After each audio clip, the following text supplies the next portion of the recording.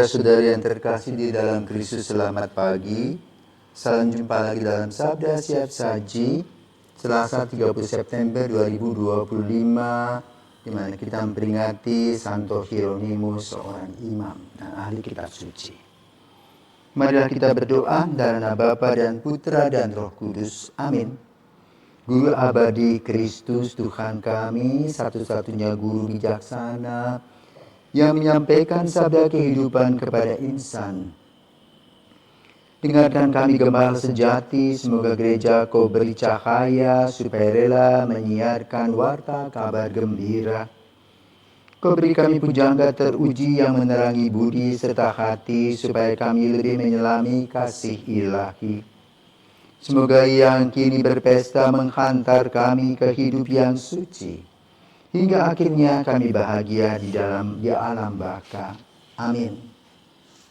Marilah berdoa. Allah sumber pengetahuan dan kebenaran, dalam hati Santo Hieronymus Imammu telah Kau tanamkan cinta mesra terhadap kitab suci.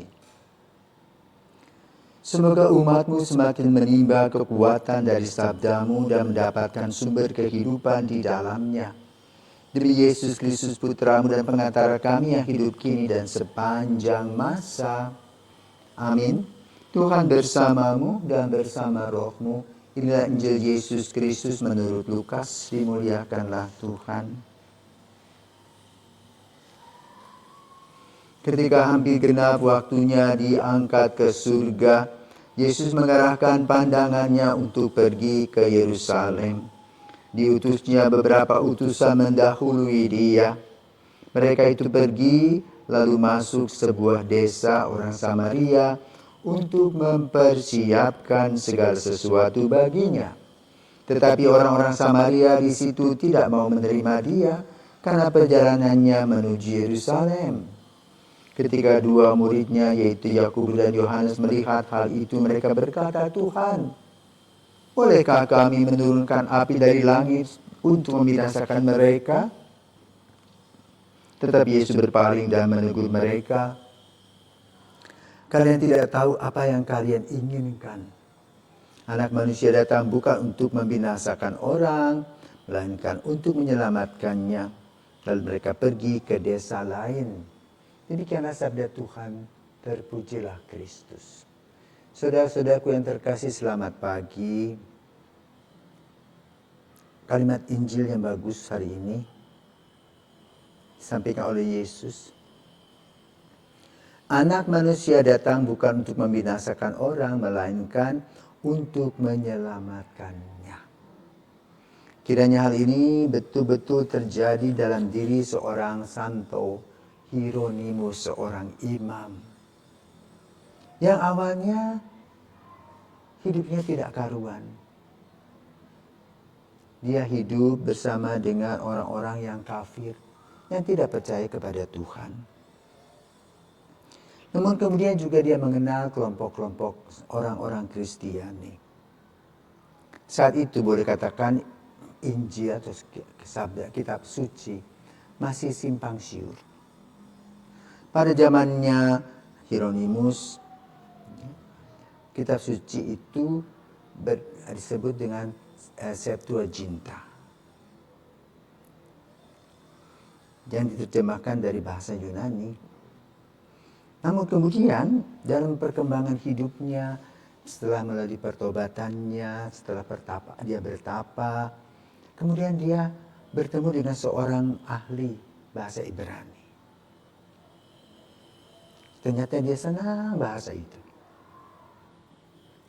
Dan bahasa itu boleh katakan merupakan bahasa pasar, artinya bahasa sehari-hari yang digunakan oleh rakyat biasa. Pertumbuhan iman dan panggilannya itu terjadi di akhir abad ketiga, ya, di Antioquia. Kemudian dia menjadi seorang imam, dan Paus Damasus I mengirim dia ke Roma belajar kitab suci. Rupa-rupanya dia betul-betul amat tertarik, tetapi hatinya tetap mau hidup askese. di dalam biara kontemplatif yang tertutup. Karena kecintaannya kepada bahasa Ibrani dan kecintaannya kepada kitab suci, kemudian dia banyak membaca kitab suci dalam bahasa Ibrani. Maka lalu Paus memberikan tugas kepadanya untuk menerjemahkan kitab suci itu dari bahasa Ibrani ke bahasa Latin. Maka kemudian dikenal sebagai Vulgata. Saya pernah pergi ke biaranya besar, ya sebesar seminar ini biaranya, dan ruangan-ruangannya adalah ruangan-ruangan untuk mengumpulkan serpihan-serpihan potongan-potongan kitab suci yang kemudian dikumpulkan menjadi kanon kitab suci yang diprakarsai oleh kepausan. Tetapi motornya adalah Hieronymus, ya, yang mencintai kitab suci.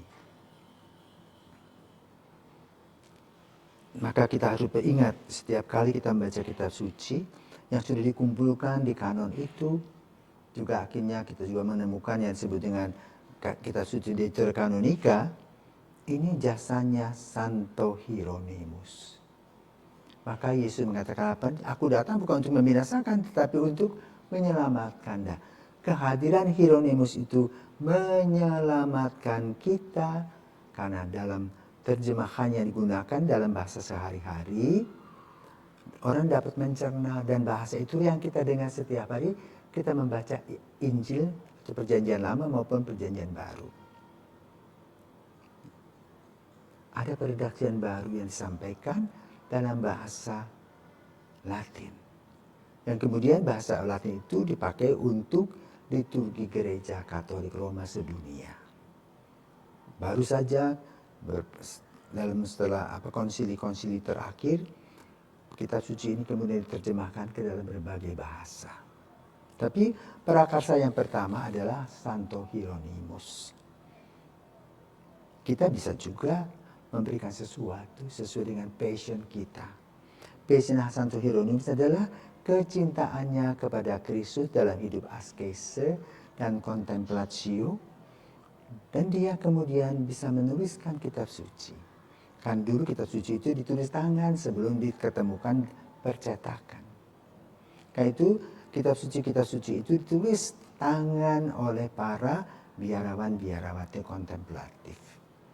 Mereka berguna, ya, mempunyai karisma untuk mempertahankan kitab suci dengan cara mereka.